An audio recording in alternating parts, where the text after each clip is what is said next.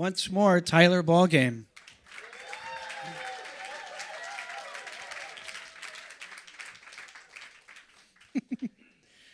You know, it's no Hello. wonder that you're getting so much attention these days. Not only are the songs spectacular, but just delivered with such authentic emotion, you know? And it's a rarity, unfortunately, these days, isn't it? And I just, I, from the minute I first heard you, I was so drawn into the songs, and then just wanted to know everything about you. And as you know now, we've had some time to get to know each other a little bit, and I want to get to the heart of where this came from. This emotional power that you're bringing forward in these songs. Oh, thank you. Is this on? Yeah. All right, cool. um, yeah, thanks. I mean, for me, it's just, I just love music, and it frees me. It's like the divine. It's a mystery that takes us out of our world, and to get a lifetime to devote to that, it's like so special. And like I don't take it for granted. So every time I get to sing these songs, I mean, the band sounded so good tonight. In particular, I think Great. so. I was having a lot of fun. I was having a lot of fun singing in front of them and just disappearing. We like kind of huddled before we go out every time. And just I say, saw let's that. disappear. Let's disappear. And I had a voice Wait, teacher. is that what you were saying to each other? Yeah, we say, let's we love you. I love you guys, and let's disappear. Let's have disappear. fun. And sometimes it's better than others, But that's part of when you get to do it so as much as we have over this last year. It's really special. The idea of let's disappear is let's get lost in the music. Let's totally right. I'm not Tyler, who has a schedule and has arguing with my friends or friend. It's like all that bullshit goes away. And it's you're just in the vibration and a vibration imbued with meaning of the human experience. It's a mystery. It's magic. So you came up in Rhode Island. Is that where you were born? Yeah, Providence. In Providence, Rhode Island. Mm-hmm. And your mama was a music teacher? Yeah, she's a classically trained opera singer and music teacher. Opera singer. And most of my life taught elementary school music. Oh, yeah. And how about Dad? Dad, he's like a salesman, like businessman, like always chasing the big whale. Always chasing the big whale. So when you were coming up, were you playing piano? What were you... Singing, always was in singing lessons and would do like the recitals, doing the Disney songs and the musical theater songs as a real little kid, Mm-hmm. Raised on like musical theater, and then discovered rock and roll and was soiled forever to a life of rock and roll. Tainted. Yeah. So I would imagine if you were coming up with a mom who was an opera singer, that your first impressions of the power of music were with her. Yeah, singing with my mom singing to me, or us singing in the car and like harmonizing and stuff. I think that's how my ear was reinforced, and just always music was held in such reverence. That's how I think so much of what we do, us like us as little tops that are spun out into the world. It's all a reflection of how we relate to our mother's love, or our first parents' love, that first love that shapes you. And mine is around music. Yeah. I would imagine then her record collection was a lot of classical music. Yeah, she had a lot of classical music and a lot of like 70s songwriters from when she was like teenager. Like Joni Mitchell and Carole King and the Beatles and James Taylor and Joan Armatrading. Joan Armatrading, yeah. Very cool. And so when did you start writing songs? Yeah, I think like 13 or so. There was a this like charity band event at my middle school and high school called Charitably Loud. And so it was like our Super Bowl. So like all year you'd put a band together and you'd practice the same 4 songs for one night a year to go play it. And you'd mess it up. You're like, God. We'll try next year. We'll do that one again next year. And then I learned so many songs for that where I was like, let me try to write one. Maybe we could do one of my own. And it was like a Pete Townsend ripoff, kind of like D sus, that like just that over and over. The James Taylor rip, but yeah, it was. I got bit then, and then pretty much wrote since then.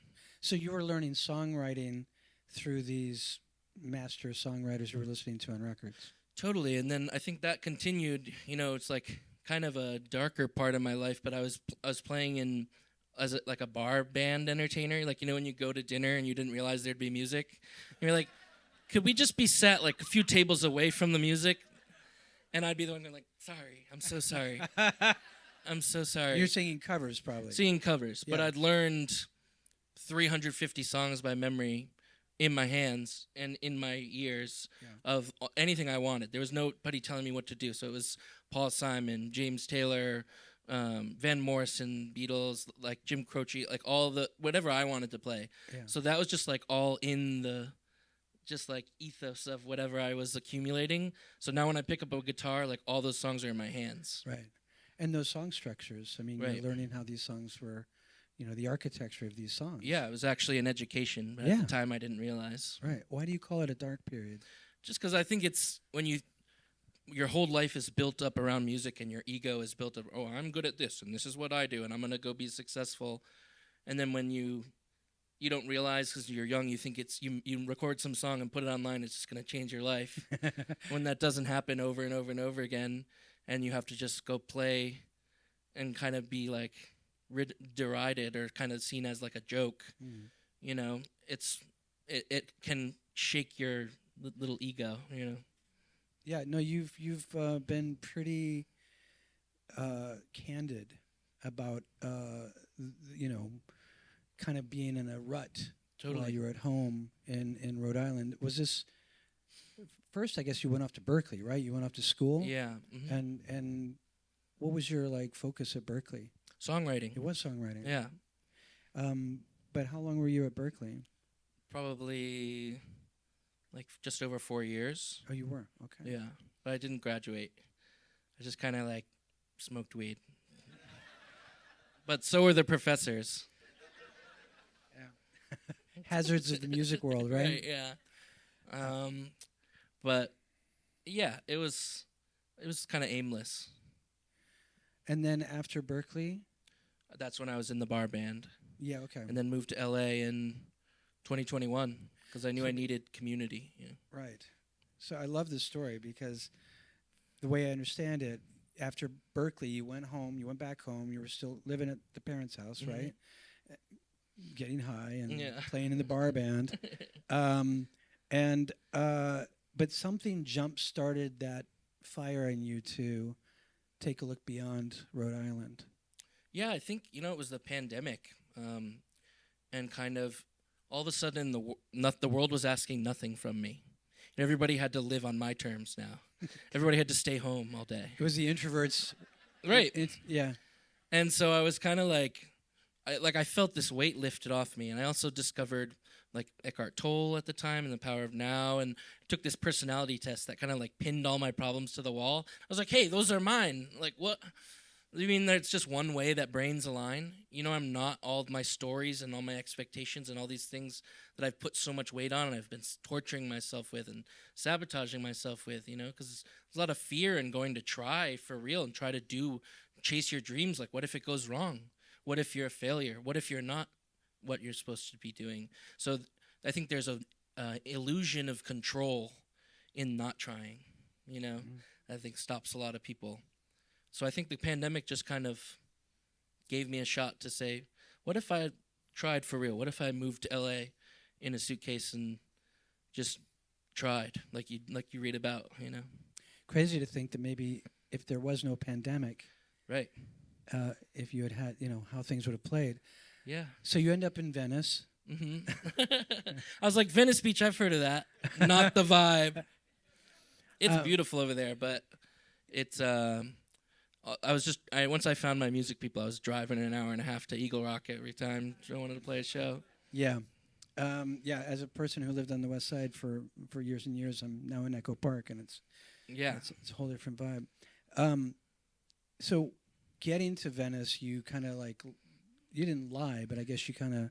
Yeah, I might have fibbed on my my resume that I had a bachelor's degree. Do you guys know the story?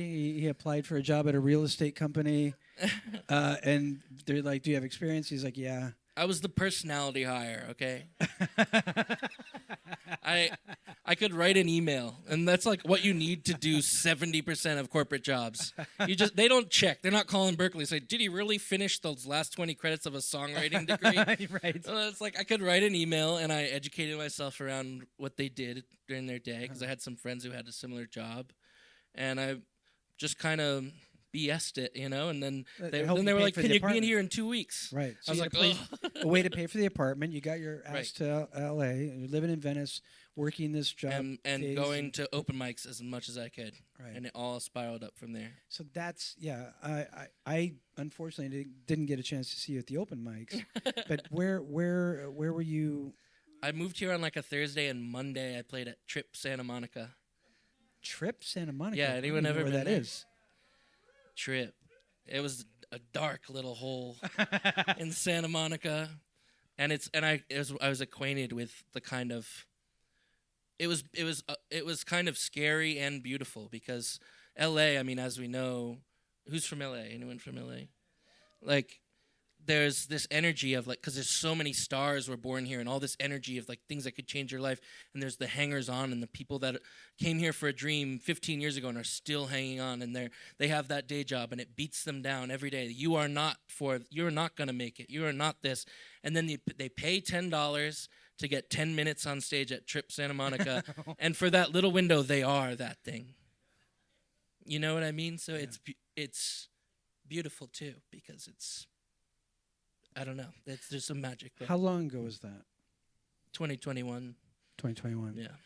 Okay, so take us from Trip to now.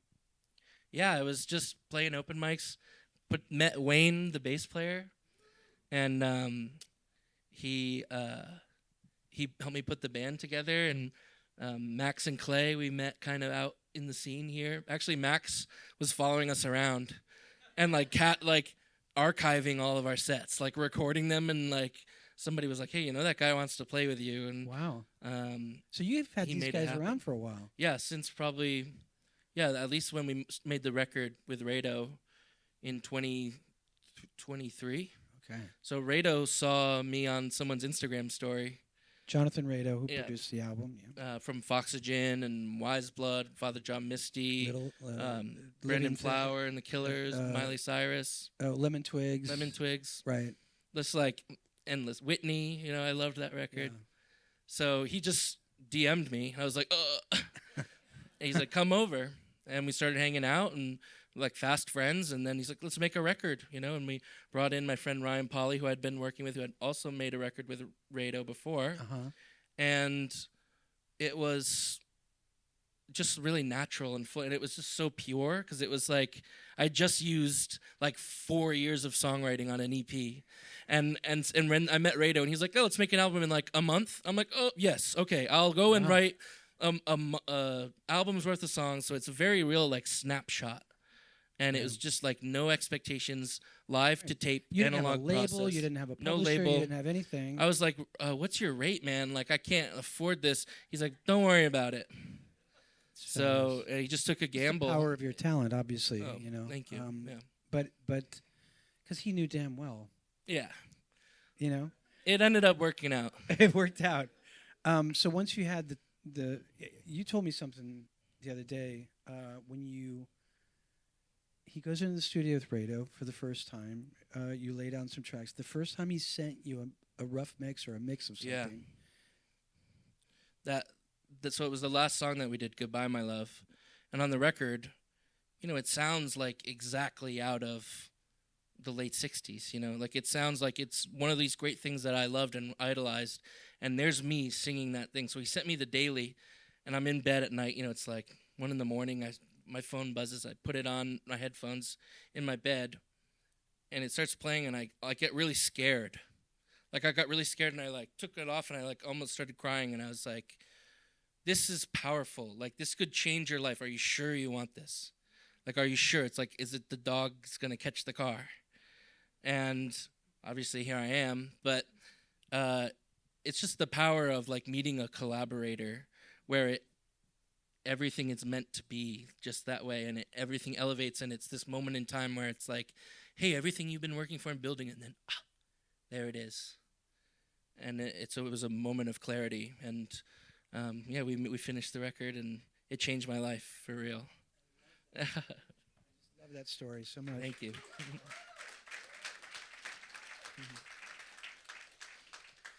You know, another thing we talked about earlier was, there's this timelessness that you get with this album, with these songs. We could all mention artists that it kind of calls to mind that are just like of the ages, right? And I asked you, how do you know when a song is going to have, that's what you're striving for. Right. You said you said that's what you strive for. Well, how do you know? What do you hold it against? How do you know that you're there? Yeah, when it, as artists, art is just decision making, and all we have is our gut to go by, and so much of the head wants to get involved and like pry the piece away from your essence of your body and your core, and I just had enough time to work on that to like fail making other types of music to now go in and say I'm just gonna trust whatever just excites me, and also I'm trying to disappear where like I'm not in any type of struggle with the lyrics or trying to make something work. It's just fun and pure and immediate and like first idea is best idea. And when you're in that state, like I don't remember writing half of these songs. It's really like I have voice memos of me writing them. And I'm like, I couldn't tell you where I am, what time it is. Like I don't remember doing this at all. But you hear it like from voice memo to voice memo consolidating into the shape. And then it's like once it's done, my mind's just like, don't need that anymore, So I'm just trying to follow that process and honor and like glorify that process, and that'll take care of me. Yeah, I mean, you had said, I just don't even remember writing the song, and Yeah. that's kind of the way I can tell. Yeah. If I remember writing it, it means I'm like trying to make the puzzle, like I'm trying to get my active brain in and like be clever or something, Yeah. Questions? You guys have questions? Right here. Yes. I'm from New England, and my mom, I was born Brainerd McCarthy. Is your stage name related to Ted Williams, yeah. Ted Williams. Do you guys know the story about the name Tyler Ballgame? Which is one of the things that kind of catches people's ears. Yeah. Because they want to know more. Like, wait, what is that? Yeah, so it was from my song Got a New Car, where that was the song where I had kind of like pulled back the mask of my suffering and seen it for the first time, and I named myself Tyler Ballgame in the song as like a joke, because like Ted Williams, like the greatest hitter ever, wrote a book called The Art of Hitting. Like it was just so natural for him, and here I am supposed to be this like gifted music person. I'm living in my mom's basement, like trying to sleep and smoke myself into oblivion, and I'm like, oh, Tyler Ballgame, killing it, like. So it was kind of a joke at my own expense that then 2-3 years later ended up naming the project. It feels apropos. It doesn't come from a long line of ball games. Yeah, Ballgame. They changed it at Ellis Island. It's Italian. It's a Tyler Ballgame. Yeah, the Ballgame.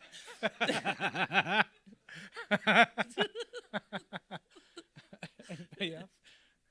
Yes? Ooh.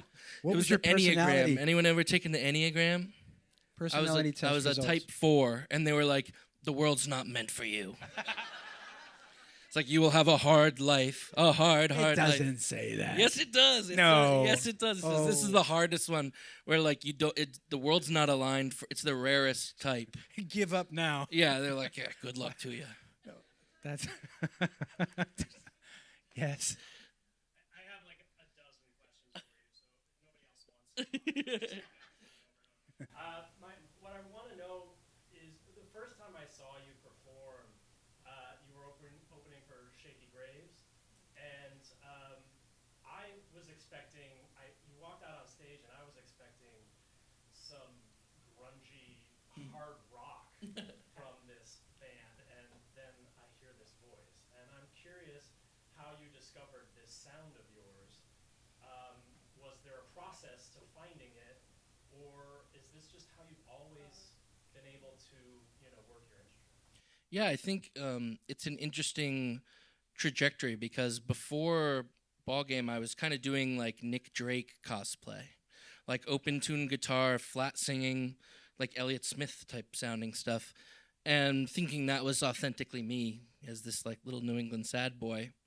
But what's actually authentic to me is supported singing from when I was a kid, you know, of bel canto, singing classically trained musical theater mixed with my obsession of classic rock.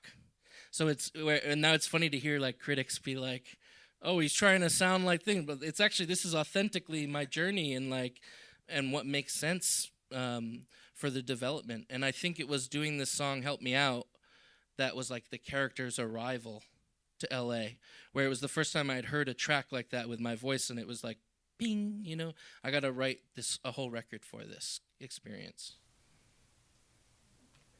In the back over there? Hello. Beautiful set. Amazing voice. Thank you. The voice is beautiful, dude. Seriously. Thank you. Let me touch on that. One of the things I'm interested in just hearing you speak and like hearing you kind of go through your journey is if you could like, talk to yourself 2021, what would you say to yourself? What would you say to yourself if you could talk to your 2021 self? Yeah, I would say just keep going and follow the music. And that your suffering and the things that feel like they torment you are actually the best thing going for you. It's actually the crucible through which your flower will bloom. Beautifully spoken, yeah. Thank you. Are we going back to you? You talked, you were very gracious about your band, their sound tonight, obviously just terrific. I'm curious how they all play into the songwriting process. Are you bringing songs to them and working it out? Are they bringing riffs and beats in for you that they want you to explore? What's the process? Is the band involved in the songwriting? I think I write the songs on the guitar and we bring it into the studio. And then it's kind of like I used to hear like Bob Dylan talk about studio where it's like the first idea is the best idea. Like kind of like almost like you don't know the song, sit down and follow along and play, and that's what we want, you know? So it's like kind of a rough half version of that, you know? But I also, what I love about the live show and about the band is like we've played it so much, but we don't really talk about it a lot. Like I remember Nirvana would say that we don't ever talk about music, you know, where it should be done here on the stage, you know, like as we work things out. And now that there's more shows, there's more like data points on that set, you know, where we can explore. You know, part of what I love, like Sam's an incredible electric guitarist, and he never plays anything the same way twice. You know, it's because him and I are both kind of like students and lovers of the Grateful Dead, where they're not going to do their song different every single night, and you got to go see it live. What version are you going to get? You know, it's the spirit of what's in the room, and it's in what's your journey of that day as an artist. I just would never ever play to tracks. If you see me again in 5 years, I'm playing to a track. Just come up and like pour water on my head or something. Smack you? Yeah. Yes, sir. I love this new song you played, something about heart refined. How long do we have to wait to hear this new stuff? When are you going to record the new song? Yeah. We have it recorded, and I'm kind of finishing the next record as I'm home here in LA, and I think right now more is more, so not too long. I think with our collective attention spans, I think you don't need to have 2-3 year long album cycles. Did you hear that, you guys? He's already working on the second album. There was a line in there about second chance. Yeah, I was born of the power of a second chance. I love that line. Thank you. Yeah. Yeah, so is there a timeline on when that second album might come? No, still working it out with the label. They're all back there going like, no, don't say anything. Don't talk about the label. Do not say anything. But it's yeah, I mean, we just all love music and we want to put music out, and I had so long of not doing anything. Now it's time to make hay, you know, like I want to play shows and connect with people and transfer the music from me to people so that it can become part of them. Like all my favorite music is a part of my life. Well, there's also something to be said about getting this second album to tape before all Right. this other stuff starts happening. Totally. That was right? another thought that I had of before the first record dropped, I wanted to already have started the second record because I feel like just like critics and talking about the music, it's like, you know, I'm very sensitive. Like I hear everything and it all lands with me, you know? So I want to have it be pure. I want to have whatever songs where it's just like the natural artist trajectory. It's not like he should be more this or he should be more that. And I'm going like, oh, should I really? Like, you know? Yeah. Because I want it to be natural. Well, the hardest thing I think for artists is to keep the noise out so they can still keep hearing that heartbeat, Right. that little, you know, Right, that gut and that the arrow gut, in your that gut. instinct, your inner compass. Mm. You know, the hardest thing I think is to keep that all that noise at bay. And I think that's really smart that you're, you know, doing it before Yeah. that noise gets too loud. Yeah, and it's just fun. Yeah. It's just really, Because really fun. There's so much going on right now. I feel like you're everywhere at the Mhm. moment, you know, and I guess we could tease the fact that you have a Another question? somebody wants a question back there. We have a you have a show you're going to be doing Oh, yeah, Kimmel. we're gonna have our late night debut. Yeah, you're doing Kimmel debut, but we don't know when that's going to air. Yeah, But- thank you. Yeah, but it's so yeah, we don't know when. But sorry, hi. Hi, for your song, Can't Wait to Meet You for the First Time Again, is that too personal, or would you be willing to share like a little bit about what it's The meaning of the title Sure. of the album. Yeah, you know, I think, you know, as we were making the record with Rado, there was an orange tree right next to his house. Chris saw it the other day, Yeah, beautiful. and Very bountiful tree. yeah, it was really bountiful, which is like makes sense right now in the journey of its tied to the record, you know. And every day I would look at it, you know, go outside, take pictures of it randomly, and then I made this private SoundCloud link that ended up getting passed around in the industry and really changed my life of the recordings. And the picture of the SoundCloud link was one of those pictures from that day. And I would look at it, and it kind of just got associated with my idea of the record and the themes on the record. And for the first time again, I always kind of talk about it like the perennial nature of love, like a fruit tree. Like you're born of this love, you know, the universal love that's within the firmament of all things in between us. And you know, all of our lives we're kind of like ebbing and flowing near love and in the light of love and out of it and in the darkness and absence of love. And that kind of shapes our lives in its journey and shapes us as people in terms of how we wrap ourselves in the cocoon of our experiences and kind of it's almost like the nervous system's way of coping with either having that light of love or not light. And so it's, you know, and when, you know, I talked about that, the parental love that bears you and sets you out in the world, you know, we're kind of designed to lose that at some point. And, but I think that, you know, that love is never far. You know, it's in you, it's of you, it's around you.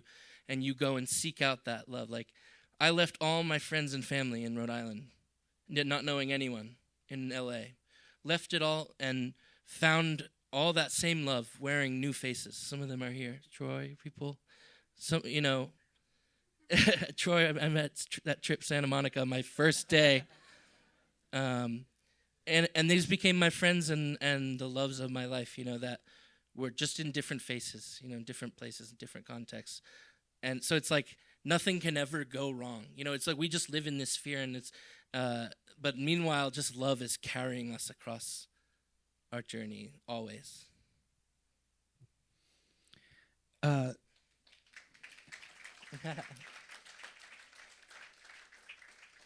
Speaking of love, there's a song on the album, I Believe in Love, which you played tonight. Yeah. My understanding is that that was an aspirational song, that was not a song born out of you having experienced love. Right.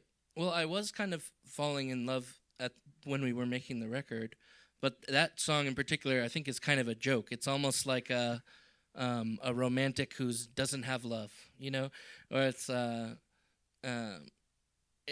it's kind of funny how it's received now as like this like hippie anthem, like I believe in love and that's fine, man. But actually, it's like I believe in love and that's fine, you know. Like it's great, like it's Bowie's "Love Is Not Loving," you know. So yeah, it's funny. Yes. You're East Coast based. New York is obviously a huge music hub. What brought you out to LA? Why was that you wanted to? I think it's a desperation thing. Like I wanted just to go as far as I could, and New York is so expensive. I think the music scene has changed a lot, and I'm sure there's young kids now. I have no clue that they're just like killing it and making this amazing community there. But I had I had seen some friends from Berkeley kind of do really well in the songwriting community in LA, and I knew I wanted to be around songwriting industry, which is in pretty much Nashville in LA. In LA, yeah. And so I was just daydreaming on Craigslist, responding to random ads haphazardly, and one from LA got back to me. It wasn't even really So it was the job. concerted. It was the job opportunity yeah. that was the allure Yeah. to pick LA. Huh. Okay. Oh, he was first, I guess. Yeah. This ascent that you've recently experienced, some of the milestones, like for instance, I bet playing on later with Jules Holland. How did that feel? Did it feel natural to go there, or was that just like a mind-blowing milestone for you? Psychologically, what was it like? Yeah, I think I think when you're kind of first get on this train that starts going, it's really like finding my management and everything. It's people that can kind of legitimize your story when you're not in the room, and then the industry is designed to just take those and go whoop, whoop, whoop, whoop, whoop, whoop. But so you kind of get addicted to the little dopamine hits of the news coming to you every 4 or 5 hours from your managers. Hey, these people want to write with you. These people want to meet you. We're going to Paris. We're going to London. You know, so then you get used to that, and you're like, where's today's news? You know, like this is bullshit. But and so a moment like that's really interesting because it breaks through. Like it's this like iconic thing that I grew up watching that on BBC America. Like seeing Fleet Foxes on Jules Holland, seeing Joanna Newsom on Jules Holland, these bands where I'm like, I could never do that. And then here I am, shaking his hand and, you know, small talking him. And yeah, it's that kind of cracks through the cocoon that you build around just feeling like this is my life now. And you're like, whoa, this is crazy. I should not take this for granted.